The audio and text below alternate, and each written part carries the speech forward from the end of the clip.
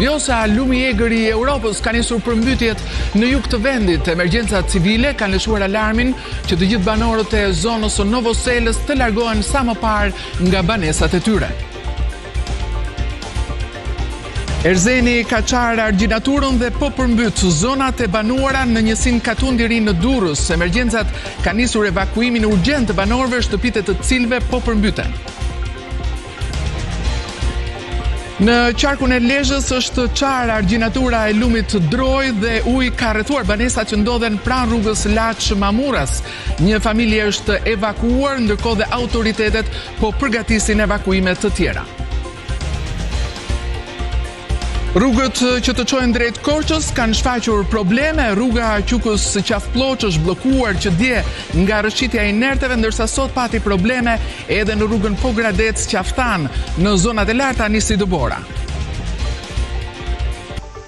Mëngjesin e sotëm banorët në 27 banesa në fshatin Ferras janë zgjuar në mbushtetin e ujit, ndërsa sipërfaqe të tëra me toka bujqësore janë përmbytur si pasojë e daljes nga shtrati të lumit Vjos. Banorët thonë se situata filloi të bëhej alarmante që mbrëmjen e djeshme, ndërsa kanë mundur të nxjerrin në rrugë bagtit dhe mjetet bujqësore.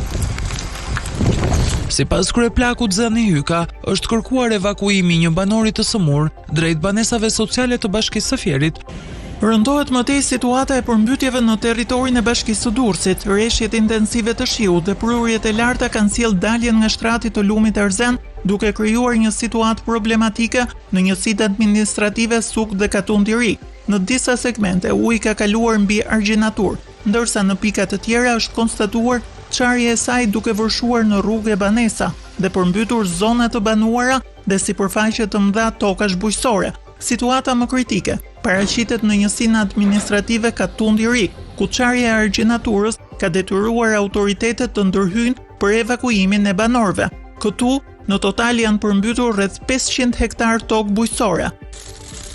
Rreshjet e shiut dhe të borës gjatë natës dhe orëve të para të mëngjesit kanë përfshirë qarkun e Korçës, duke krijuar problematika të ndryshme në akse nacionale dhe në disa prej bashkive.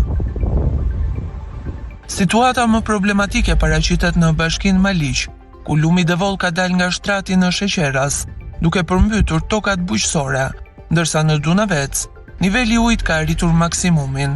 Janë evidentuar rrëshqitje dherash, rënje gurësh dhe bllokime rrugësh në disa zona, si Mesmal, Lozhan dhe Kakaç, si dhe rrezik për trupin e rrugës në aksin Maliq-Lozhan. Po ashtu, në fshatin Leminot, është hapur lëshuesi katastrofik i rezervuarit. Në bashkim Pogradec, problematikat lidhen me bllokimin e rrugëve dhe mungesën e energjisë elektrike. Rruga për në Dardas është e pakalueshme dhe ka ndërprerje totale të energjisë në fshatrat e njësisë. Probleme janë shënuar edhe në Lumenj të Rëmenj dhe Vërdov, ku qarkullimi në unazën e qytetit është kufizuar, si dhe rrëshqitje dhe bllokime në aksin Qukës-Qafploç dhe në disa fshatra të njësisë proptisht. Pavarësisht rreshjeve të dendura të borës, përveç Pogradecit, në akset e tjera nacionale nuk raportohen problematika për qarkullimin e automjeteve. Ndërkohë që sot ka probleme edhe në rrugën e vjetër që kalon nga Pogradeci. Në vendin e quajtur Guri Kuq ka rrëshqitje dheu në rrugë, duke bllokuar një korsi të saj, por ndërkohë ka rrëshqitje toke dhe po punohet për hapjen e rrugës edhe në Qafploç, ku ka rrëshqitje dheu. Zona e Llogaras është mbuluar nga dëbora e parë. Rreth orës 7:30 të mëngjesit të sotëm ka nisur rreshjet e dëborës në këtë zonë, duke krijuar një shtresë që arrin deri në 10 cm. Aktualisht rruga është e mbuluar nga dëbora, megjithatë situata paraqitet e qetë dhe pritet që borpastrueset të nisin punën për hapjen e rrugës në zonën e qafës Llogaras. Dimri ka mbërthyer rajone të tëra të Europës duke shkaktuar një kaos të vërtet të lëvizjes. Rreshjet e dëborës dhe ngricat po mundojnë kontinentin e vjetër. Problemet vazhdojnë në aeroportin e Amsterdamit Schiphol në Holand, ku brenda 2 ditësh janë anuluar mbi 700 fluturime. Më shumë se 1000 pasagjerëve u është dashur të kalojnë natën në aeroport, duke fjetur në dyshek Palosës, sikurse njofton aeroporti në faqen e vet të internetit. Autoritetet atje parashikojnë që moti dimror me erëra të forta do të vazhdojë. Edhe qarkullimi i trenave në Holand ka pasur pengesa dhe anulime duke paralizuar pjesërisht prej rreshjeve të borës. Edhe në Francë moti ka shkaktuar probleme në qarkullim. Rrallë herë më parë ka qëndruar ka gjatë shtresa e borës në Paris si tani. Në kryeqytetin francez, shërbimi i autobusëve u ndërpre. Në qarkullimin e tramvajve, metros, trenave rajonal ka pasur pezullime e në aeroporte po ashtu u reduktuan fluturimet. Gjermania përgatitet edhe ajo për moto të trazuar. Pas rreshjeve të ditëve të fundit, pritet një valë më intensive bore deri të premten. Më pas, vala e presionit të ullët do të lëviz drejt Europës qendrore duke sjell borë dhe akull, njofton shërbimi sinoptik gjerman. Meteorologët insistojnë se sidomos të premten do të ketë ulje të temperaturave shoqëruar me rreshje bore, pasojë e një vale të re stuhish. Moti i keq dhe erërat e forta që kanë goditur pjesë të mëdha të Greqisë u bën shkas për një incident në portin e Pireut mëngjesin e sotëm, ku 2 anije pasagjerësh janë përplasur me njëra tjetrën.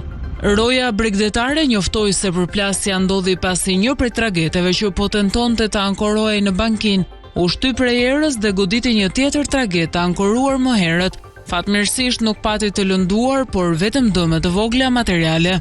Situata në portet e vendit mbetet e vështirë për shkak të erave të forta që frynë në pothuajse të gjithë vendin. Kjo situatë ka sjellë ndalim të lundrimit të pothuajse gjithë trageteve të linjave që lidhin Greqinë kontinentale me ishujt e shumë të saj. Instituti meteorologjik paralajmëroi se në shumë zona detare dallgët mund të kalojnë 9 deri në 10 ballë, ndërsa moti i keq dhe rreshjet do të mbulojnë pjesën më të madhe të vendit. Mbrojtja civile njoftoi banorët dhe udhëtarët në zonën e Epirit të ishujve Ionian dhe Trakës Lindore të shmangin lëvizjet e panevojshme gjatë 24 orëve të ardhshme për shkak të kushteve ekstreme të motit. Ashtu siç kishin paralajmëruar, fermerët grek kanë kaluar sot prej orës 12 të mesditës në zbatim të plot të një vale bllokimesh 48-orëshe në akset kryesore rrugore, nyjet strategjike dhe pikat kufitare. Ato po zhvillohen në mënyrë të koordinuar në nivel kombëtar në shenjë proteste për masat e shpallura nga qeveria, të cilat fermerët i konsiderojnë të pamjaftueshme për mbijetesën e sektorit primar. Pak pas orës 12, traktor nga bloku i Kalpaqit janë përpjekur të nisen drejt doganës së Kakavis me qëllim bllokimin 48 orësh të saj dhe situata në pikën kufitare mbetet e tensionuar duke ndikuar në qarkullimin ndërkufitar me Shqipërinë. Në Eteloa Karnani, fermerë dhe blegtor kanë bllokuar autostradën Antirio-Janin në zonën e pagesave, ndërsa qarkullimi mjeteve po devijohet në rrugë dytësore për të cilat fermerët kanë thënë se do t'i bllokojnë edhe ato. Në thesproti pas një mbledhje koordinuese me pjesëmarrjen edhe të përfaqësuesve të sindikatave të punëtorëve, të shoferëve të taksive dhe peshkatarët, fermerët, blegtorët dhe bletarët kanë nisur bllokimin e të 2 drejtimeve të autostradës Egnatia, duke vështirësuar qasjen drejt portit të Igumenicës. Në Maqedoninë Perëndimore, fermerët kanë mbyllur për 48 autostradën Egnatia në zonën e Sjatistës për të gjitha mjetet, ndërsa nga Bezdita u mbyll dhe rruga nacionale Kozan-Kostur. Përjashtim bëjnë vetëm rastet emergjente për persona me probleme shëndetësore, ndërsa rrugët devijuese po hapen periodikisht për intervale të shkurtra.